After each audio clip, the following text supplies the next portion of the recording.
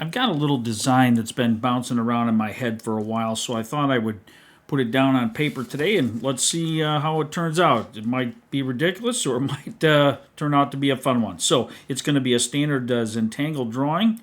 I'm going to divide my tile, as I often do in these cases, just to mark my quadrants, because it helps me create easier symmetry when I'm doing the drawing. So I just roughly hit those 4 quadrants so I know where the center is in each of those 4 sides. And I'm going to start out, again, as I often do, with an orb in the center. And now I'm going to draw a little shape. I'm not sure how to describe it, as maybe a reverse S shape that will come right off of this centerpiece and go out towards each of these 4 sides.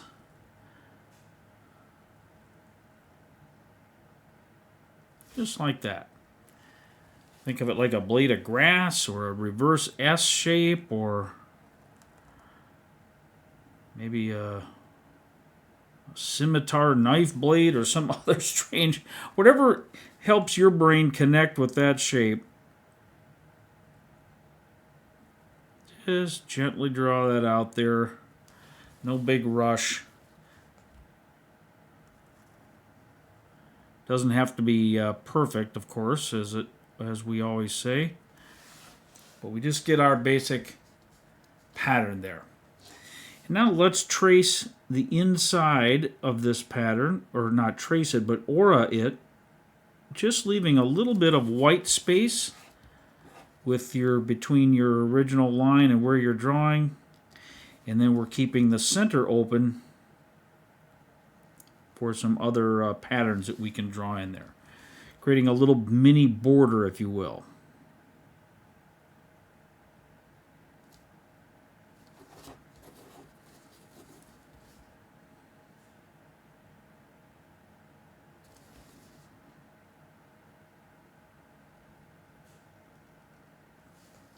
And we'll do that to all 4 of these shapes that we've drawn. I like to orient the tile so that I can draw in the same direction, and also so I can see the line that I'm creating the aura for. It just makes it easier to maintain that similar spacing all the way around.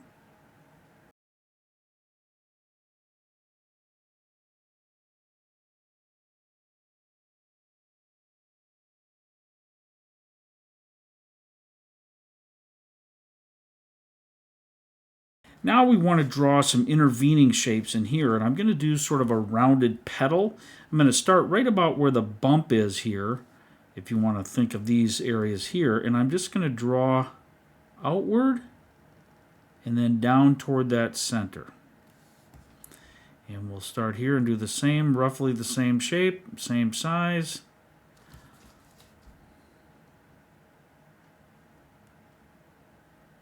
And of course the tail of this shape is going to get smaller as we go around, meaning that this side here.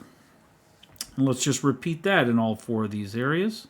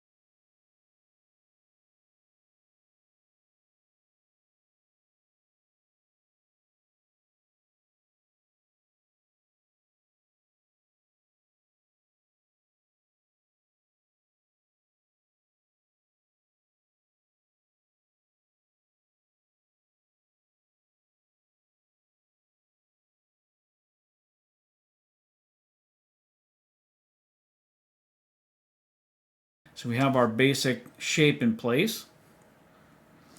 And now let's draw some spirals inside of these areas. And I like to start here in the center and get a complete spiral, so to speak.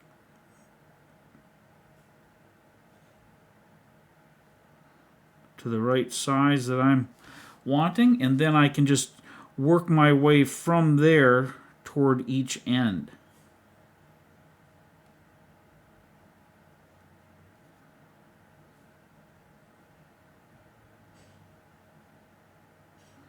I just find it a little easier to get the spacing that way, and that way I have a nice central or roughly centrally located one in the biggest area of the space that we're filling. And I'm sorry for all the spinning of the tile I did there. I couldn't decide which way I wanted to draw that. But I'll keep the spirals going in the same direction. And so now we'll just repeat this process for each of these 4 petals, if you will.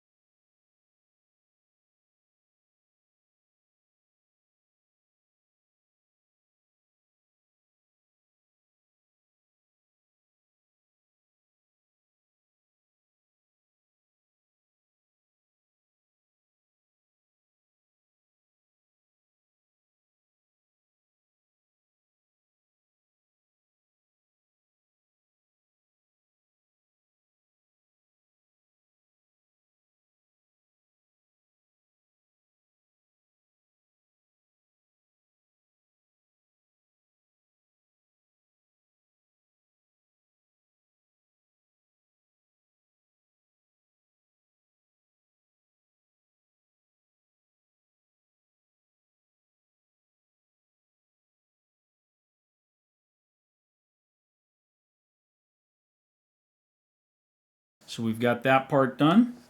And now I want to do some lines coming from these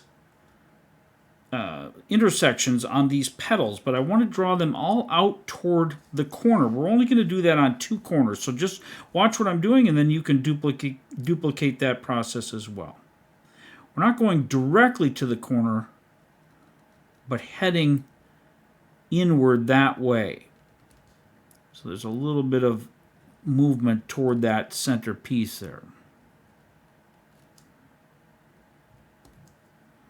I'm also going from the outside of that. Okay?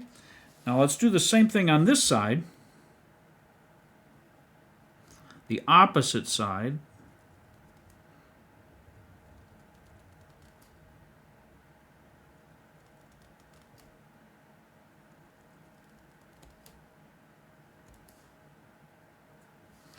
So we've created some cylinder-looking shapes here, but now we want to enhance this a little bit with some curved lines that will help with the impression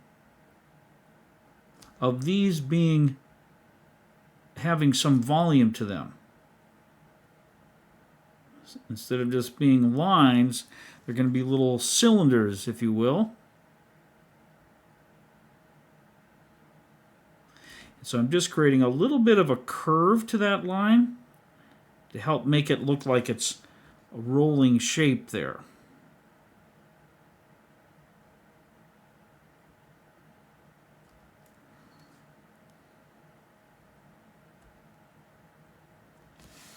And now we've got this one, which is, it looks like it's curved upwards. So we don't want to create the curve this way. That would fight against this shape. But starting in these same places, we want to curve upward like this so that it looks like this shape curves that way, this shape, this is convex and concave, I guess would be the way to think of that. And so now let's do the same thing on this other side with our lines here.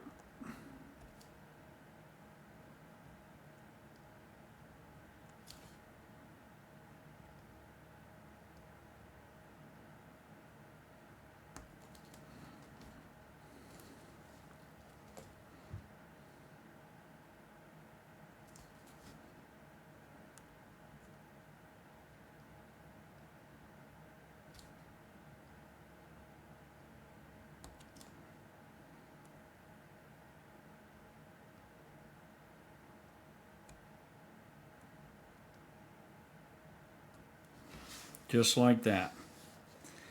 So now, before we fill in these areas, let's alternately shade, or ink rather, these pieces here to create a pattern on this. So I'm going to shade this first square, and I will more than likely speed up this portion of the video because this could take a little while. So depending on how quickly you can color yours in, you may want to pause the video if I'm going too fast by speeding things up. But what we want to do, you might want to watch a few moments yet so you can see how we're going to create a checkerboard type appearance called in Zentangle, they call that the Knightsbridge pattern. And all we're going to do once we've created this grid with our lines, we're going to ink in every other space. But we want to be careful so that we're on the same row, we're going to skip one and go here.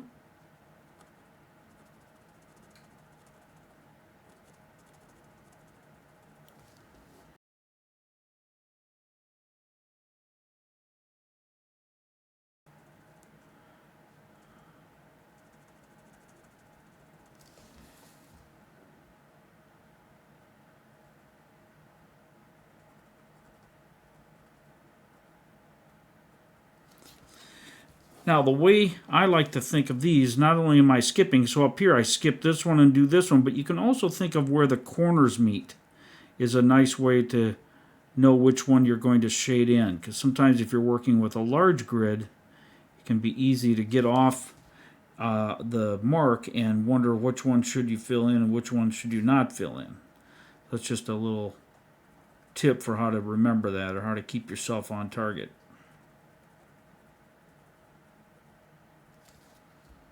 So corner here, or I'm skipping, but I can go up here.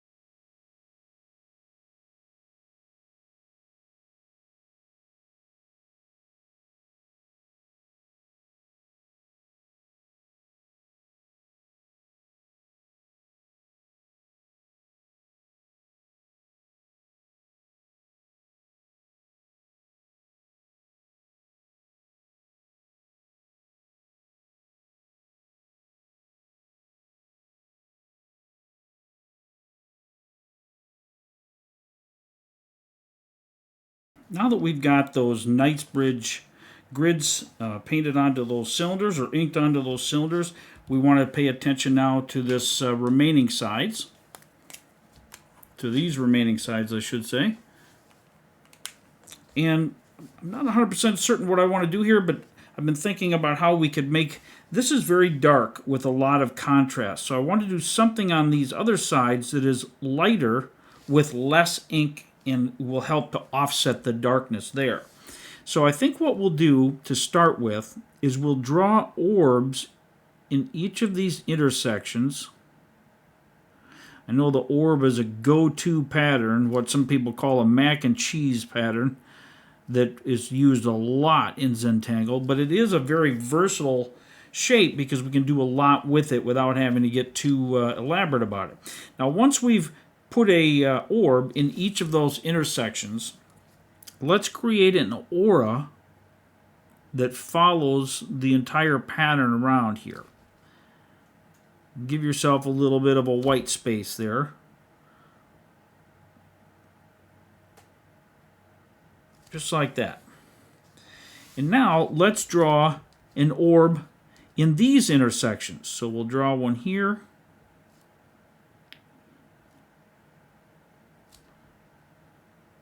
And you may want to draw them slightly smaller so that you've got room for that. Here we're going to get squeezed in, and that's okay. That's part of the variables. And let's aura this now.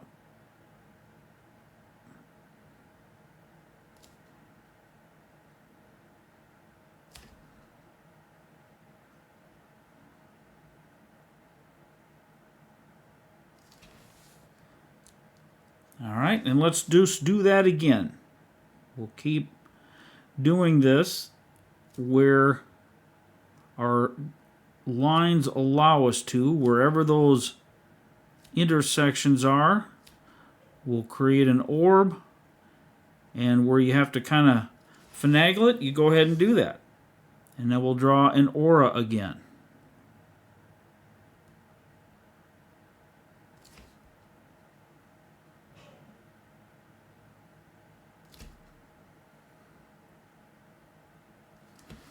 And let's do one more so we've got 4 rows there, and we'll see where things look. Now I'm going to stop going to the sides here just because the spacing is getting tight, but I want to obey that same type of general pattern here. I'm not worried if it's exactly symmetrical. I just want the eye to see that. And then again, we'll create an aura around this whole line of circles that we've drawn.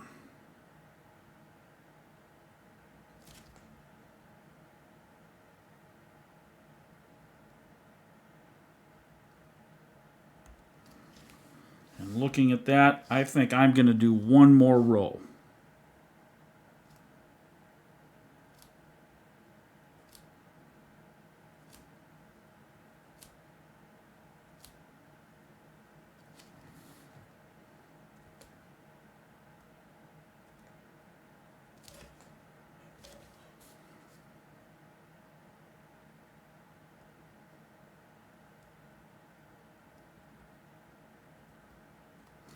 Now, to help add a little bit of contrast here, wherever there is a space underneath my circle or my orb, I'm going to ink that in. Not going for tons of black here or ink, but I just want some little bit of contrast. And there's not going to be much depending on how you drew your shapes and how tightly you drew them.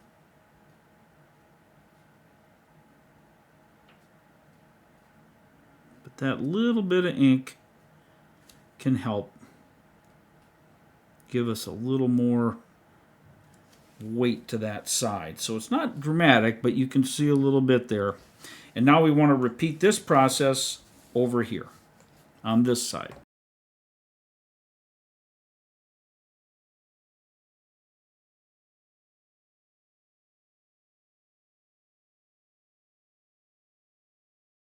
And however many rows you did on this side is what you'll do on the opposite side. So we'll try to keep it balanced that way.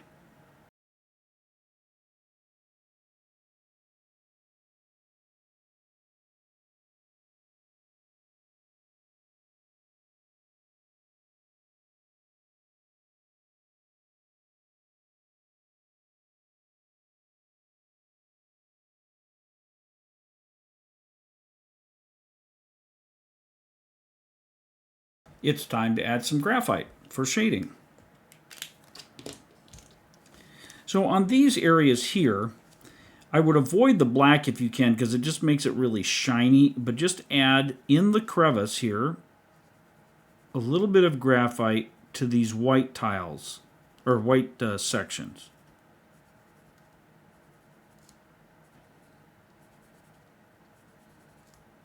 By blending this and shading it, it'll help to accentuate the roundness and curvature of these little tubes, so to speak.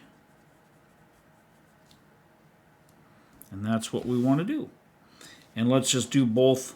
We might as well do both sides the same so we can stay consistent with that.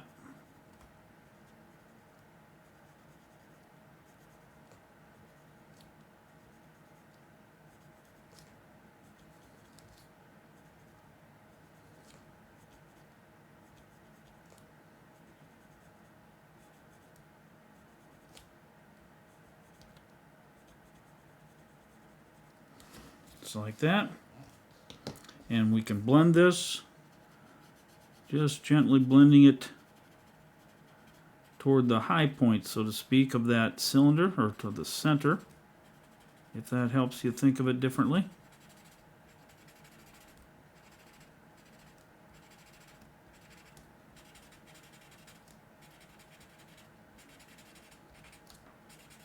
Now this one, since it's all sort of concave there, I'm going to fill that whole side in.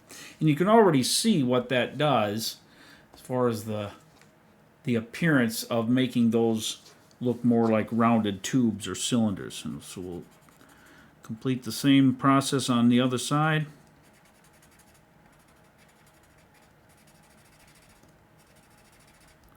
Leaving that little white space down the center.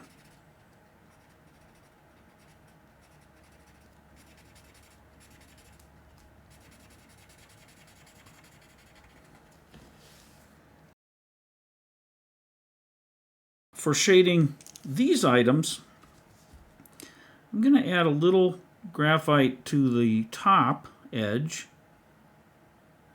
and then to the lines where it meets the other shape, I'm going to add some right on the line so that when I blend it, it'll work for both sides.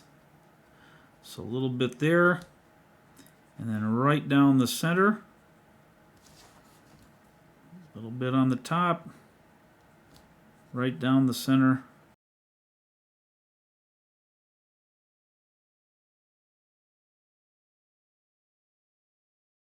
And we'll do that for all these sections.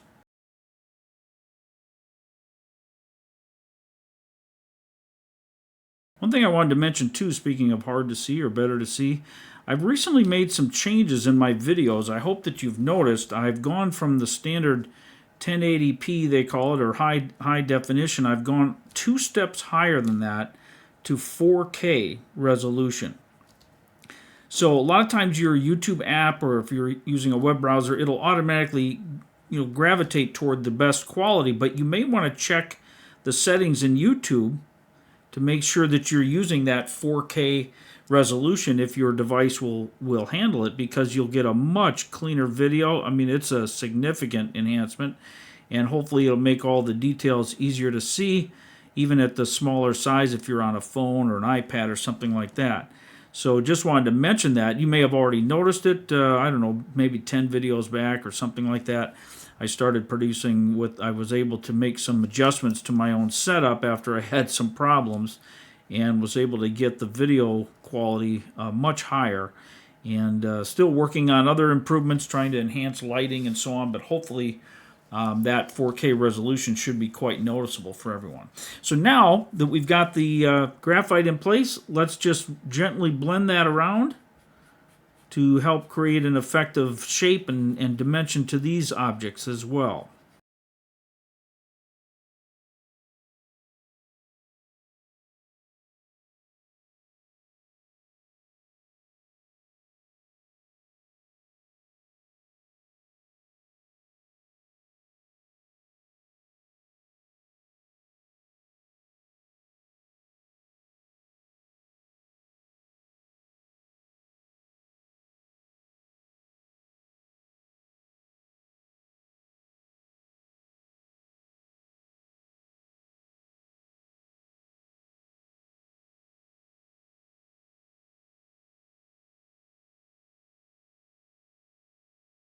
So a couple last details here yet with our graphite. So I'm thinking I might want to create a simple shadow where each of these auras are on these little orb rows that we created.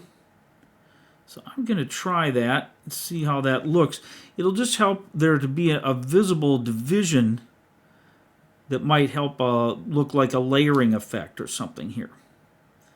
I just think it might have a neat appearance to it. So let's just see how that goes. I'm just making a simple line. Don't need much because I don't want to completely mud these things up.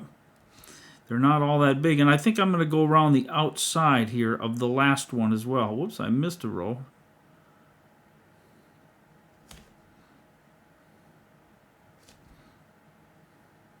Just because I think that'll help put a little drop shadow behind that. Let's see what that looks like here once we blend this. Just subtle. Don't want it to be a super dark, deep shadow because we're assuming that this is pretty small, lightweight little pieces here that wouldn't make a huge shadow, but it will make something to help the eye see layering there.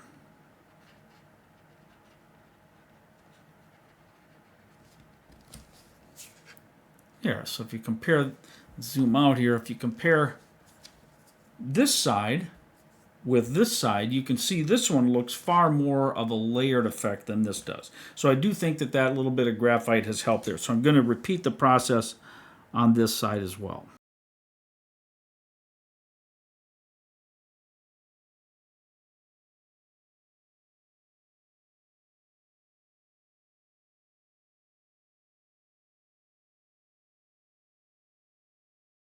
And now let's take our white chalk pencil, if you have it, and add some gentle highlights that goes across the black and the white on these cylinder Knightsbridges that we created.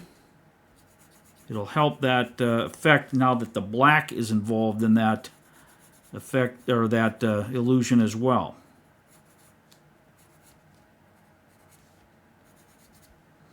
And on this one, it's going to be sort of in the center, just like that. And we'll do the same thing on the other side.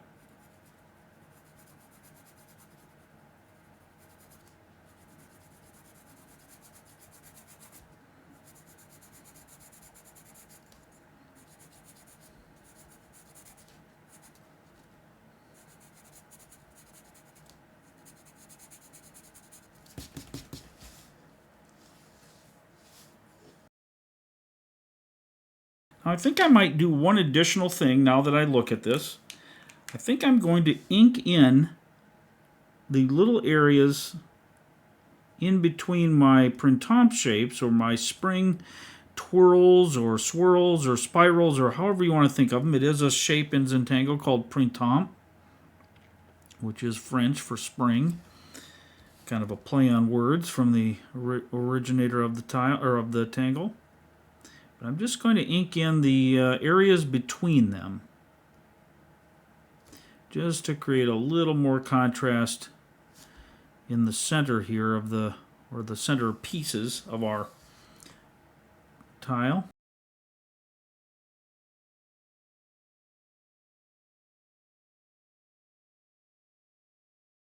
And now the big question is, do we ink in our centerpiece? And I think I will. And let's add a little bit of graphite around the center so that we can it'll help by darkening that up. It'll help it look like everything is spinning in toward that center piece or gets further away from us at that point. Helps create the illusion of depth, in other words. Just a little bit like that.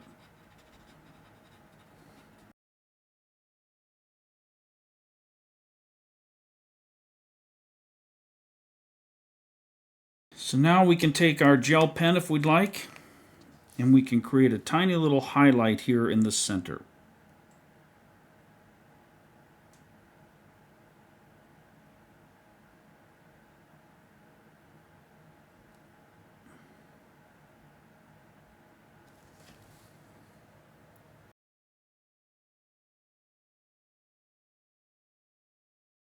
And I might even add just a tiny bit of graphite along the inner edges of these.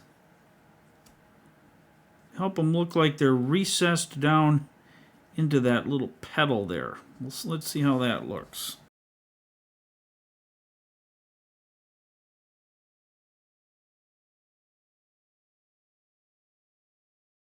I think that's about what we set out to do, at least in my mind. I'm pretty happy with how that turned out. Just had the idea in my mind. I wanted to do something with that three-dimensional tube effect and then just something to offset the other details. But I think that turned out pretty good. I hope that you've enjoyed drawing along with me if you have. If not, I thank you for at least watching. And I look forward to seeing everyone again soon back here in the Tangles and Tunes channel. Thank you so much. Have a great day now. Bye-bye.